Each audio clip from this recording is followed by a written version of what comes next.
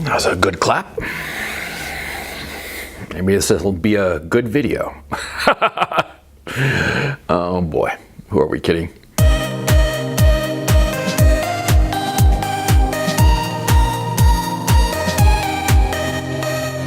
There's this crazy notion that men and women are interchangeable, indistinguishable the one from the other.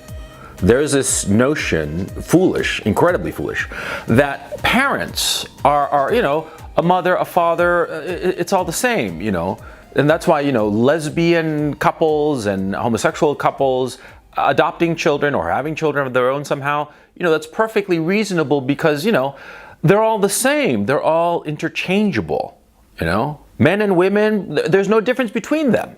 Men and women, there's no difference between them. What utter and complete bullshit, right? Utter and complete bullshit, because men and women are radically different in every respect: the physical, the mental, the psychological, and how they parent. radically different. Okay, I'm a parent, right? Let me tell you a story, or let me rephrase it. Let me tell you two stories about my kid, my 3-year-old toddler, my son, right? I've got two toddlers. I've got a 5-year-old and a 3-year-old. My 5-year-old daughter, she's a wonderful little girl. She's going to be an outstanding young lady. I know that for a fact. And my son, my 3-year-old, well, he's a 3-year-old, right? And he gets into all kinds of trouble. And, he's got tantrums and all the rest of it. And see, this happened this past winter when he was actually 2 and 2.5, 2 3/4, whatever. This past winter, we were here in Ukraine.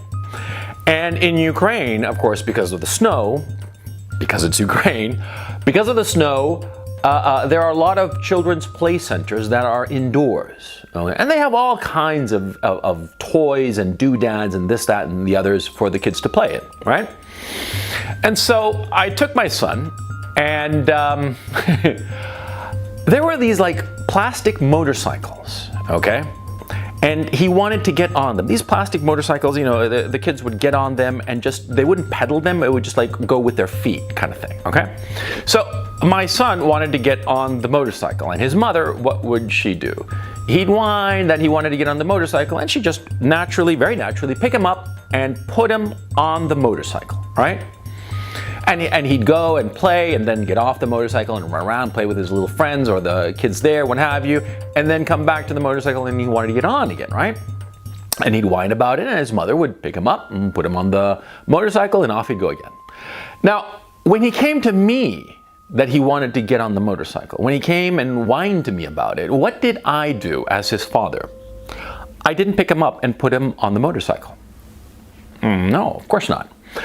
I taught him how to get on it. And that's what I did. Now, the reasons for it were actually rather selfish on my part. I didn't want to be annoyed by him coming at me, every 2 minutes, throwing a little mini tantrum that he wanted to get on the motorcycle. I just wanted to teach him so that he wouldn't hassle me again. Because I'm a father, I'm lazy, Mothers are very diligent, right? And they are willing to put up with tantrums all the time. Fathers, we don't have the patience for it. So what I did was I took the time and the effort to show him how to grab the handlebar, right?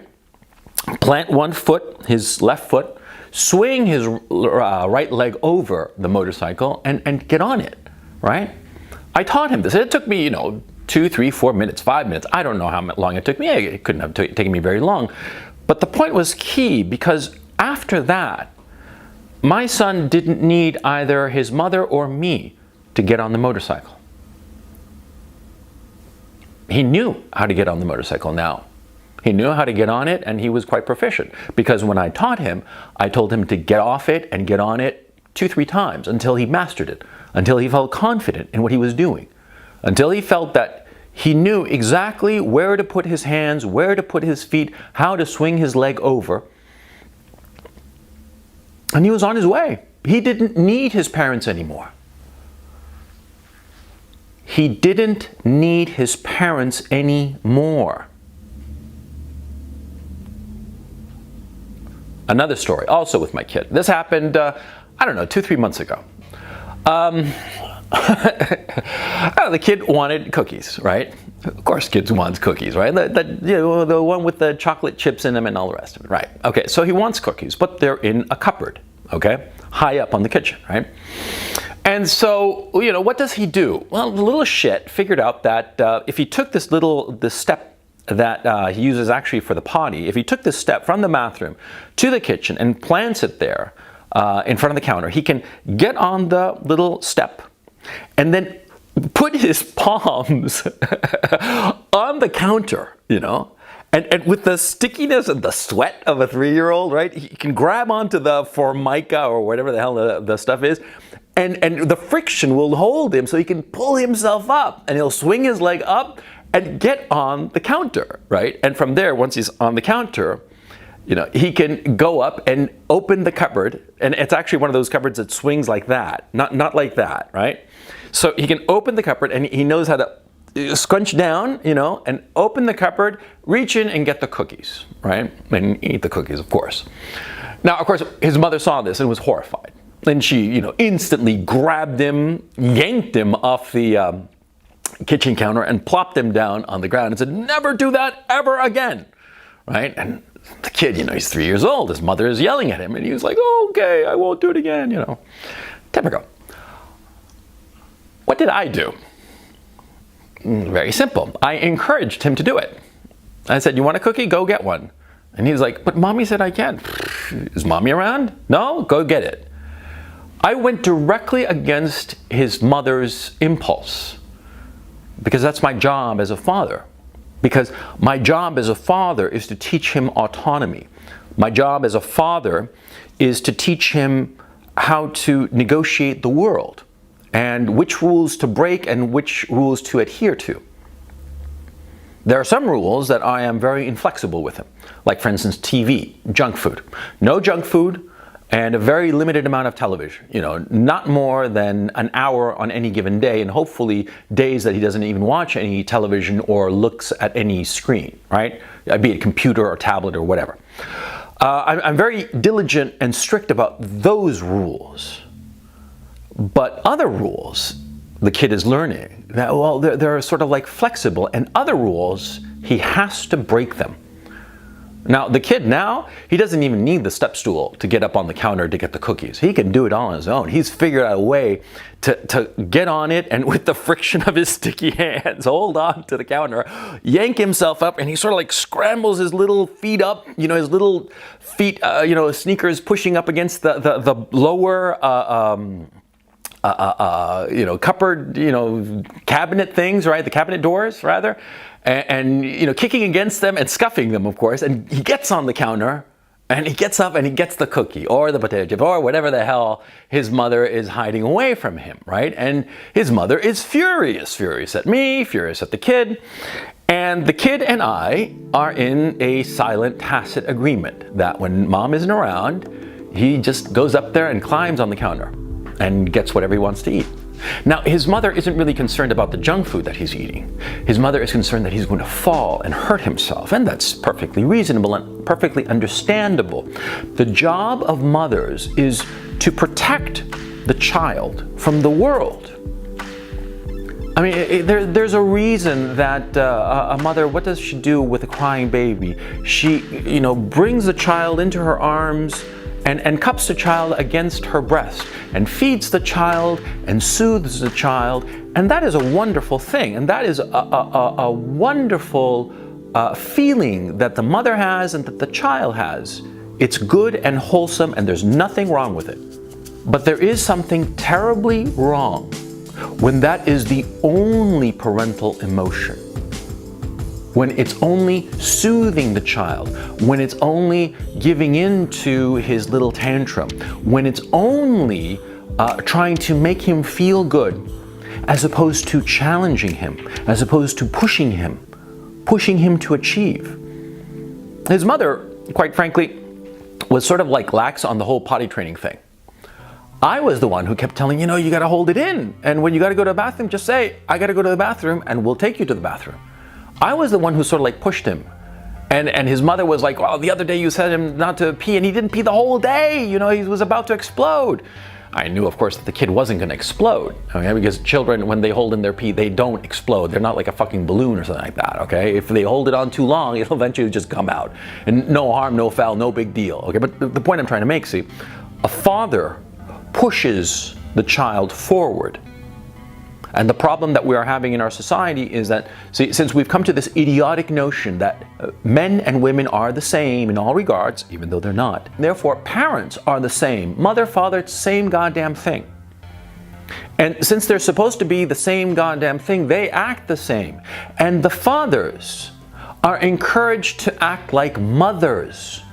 They're encouraged to give aid and comfort to the child all the time, instead of pushing the child, because if the job of mothers is to give comfort to the child, the job of fathers is to push the child out into the world and to little by little learn the tricks and the rules and all the little things that you need to know in order to get out in the world, in order to get out into the world and experience the world. And it's so frustrating, you know, because there are so many young men especially who were raised by single mothers. Now, I'm not shitting on single mothers, okay? People think that, you know, my channel is like, you know, I just shit on single mothers 24/7. No, I'm not shitting on single mothers. I'm not putting them down. But what I am saying is that what they are teaching their children, their boy children, their sons, is not how to behave as a man out in the world. We already have now almost three generations of children raised by mothers. And these men are weak because they haven't been taught, they haven't been pushed forward and encouraged to interact with the world, to go out there and take their lumps and take their scrapes and perhaps fall down and get up and do it again, try again.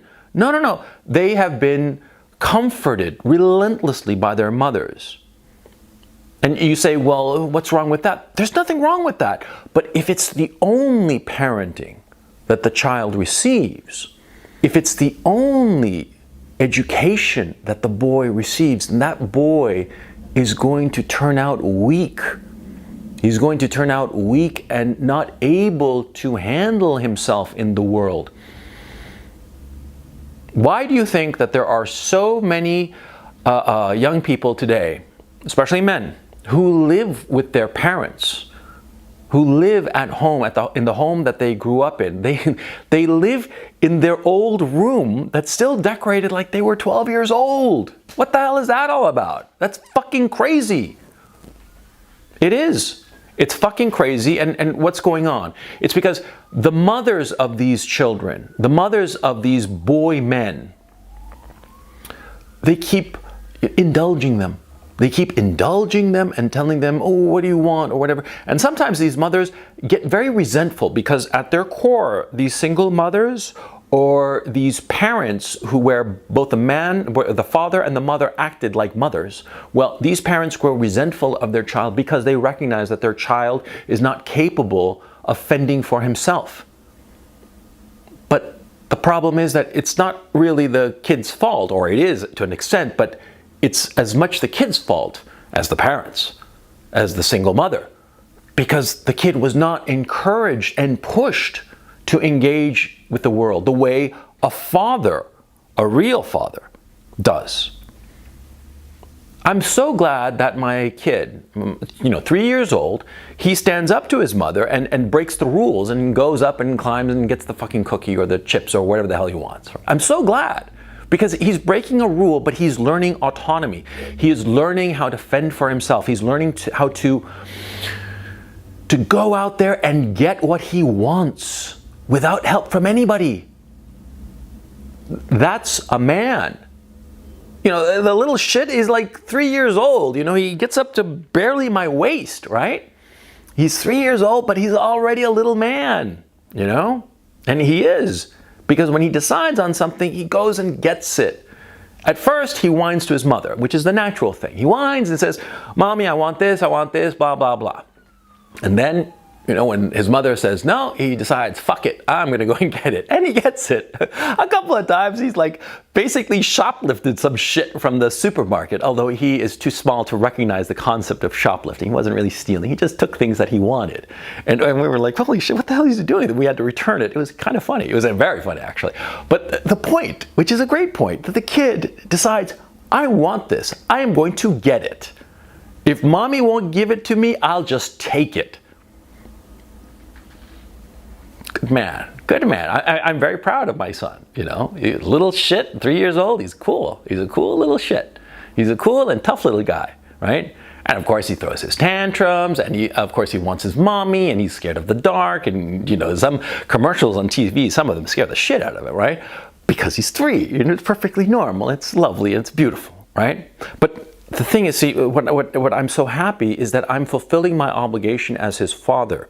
I am teaching him how to be independent. Single mothers, I have no doubt in my mind, they love their children, they love their sons, and they want their sons to be independent and strong. But the problem is that these single mothers raise these boys, didn't raise them, you know, just tied them up to their apron strings. That's the problem. They tied them up to the apron strings, and then when these boys are in their 20s, in their 30s, even in their 40s, for crying out loud, they still depend on their mother. Because our society has decided that, you know, fathers don't matter. And the fathers who try to impose a little bit of discipline, a little bit of independence in their sons, a little bit of gumption in them, what happens? They're knocked down. You know, they're vilified sometimes, you know. I mean, like, you know, when my kid climbs up on the counter of the kitchen, you know, and my son, because he's 3, told his mother, and she was horrified. She was like, what the hell, you know, he could get killed or whatever. Well, yeah, perhaps he could fall and hurt himself, perhaps quite badly, but it's necessary. You can't live in like a padded room, in a padded world. It's impossible. Mothers want that. Single mothers want that. But fathers know, or at least they should know, that the world is not padded. On the contrary, the world is filled with very sharp edges, with very rough patches.